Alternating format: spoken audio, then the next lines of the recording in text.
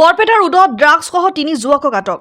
Barpeta road আৰক্ষীৰ অভিযানত বৃহৎ পৰিমাণৰ হিৰোইনসহ উত্তৰ বৰপেটা ৰোডৰ খৈৰাবাৰীৰ পৰা 3 গৰাকী ড্ৰাগছ সৰবৰাহকাৰী আটক কৰিবলৈ সক্ষম হয়। বৰপেটা ৰোড আৰক্ষীৰ অভিযানত 3 গৰাকী ড্ৰাগছ সৰবৰাহকাৰী আটক। সৰবৰাহকাৰী 3 গৰাকী যুৱকৰ পৰা বহু পৰিমাণৰ ড্ৰাগছ আৰু নগদ 9,270 টকা আৰু 7টা ইনচুলিন জব্দ কৰে। বৰপেটা ৰোড আৰক্ষী থানাৰ আৰক্ষী বিষয়া গিৰিন কোঁৱৰৰ নেতৃত্বত হৈছিল এই অভিযান।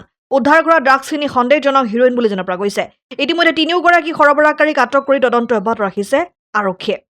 বাসায় ঢুকছে, তার নাম কি নইমুদ্দির ঘরে 3 গাড়ি করে ড্রাগস পাইছে, পরে উঠাই নিয়ে গেছে। কত গ্রাম মানে পড়লো এটা আমার তো খেয়াল নেই। জোতার মাঝে আছে, করে না করে এটা মই না জানো, তার ঘরত পাইছে। টাকা 9,200 গেছে নাকি, একলাই ওই 2টা আরো কয় যে আমরা খাইবার আইছিলাম। বিক্রি করে বলে এটু না জানো আমি। নজরুল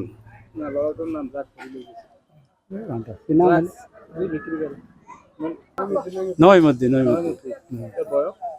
30 বছর, 30-32। আমার আলী খৈরাবাড়ি পুলিশে লই গেছে 3 জনক। 3 জনক। অসম আদিত্য, বৰপেটা। NKS হুণ্ডাইলৈ স্বাগতম। নৰ্থ ইষ্টৰ প্ৰথম GDSI 2.0 ফিচাৰ্ছ ডিলাৰ হৈছে NKS হুণ্ডাই। অত্যাধুনিক সা সুবিধাৰে তৈয়াৰী মষ্ট আপডেটেড হুণ্ডাই ডিলাৰ এতিয়া ডিব্ৰুগড়ত। আমাৰ NKS হুণ্ডাই ডিলাৰত open sales consulted room, customer ৰুমৰ লগতে পুৰণি গাড়ীৰ এক্সচেঞ্জ ফেচিলিটিও ৰখা হৈছে। ইয়াত চেলছৰ লগতে ছাৰ্ভিচ ছেক্টৰৰ সুন্দৰ সুবিধা আছে। প্ৰয়োজনীয় সকলো এডভান্স টুলছ, হুইল বেলেন্সিং, এলাইনমেণ্টৰ অত্যাধুনিক machine, post hydraulic lift, fully trainmen পাৱাৰৰ লগতে nitrogen gas filling facility, fully automatic car ৱাছৰ ফেচিলিটিও আছে।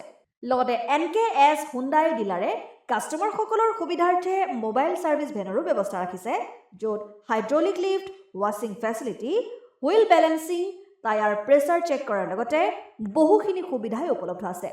NKS হুণ্ডাইলৈ আহক আৰু সুবিধাসমূহ গ্ৰহণ কৰক।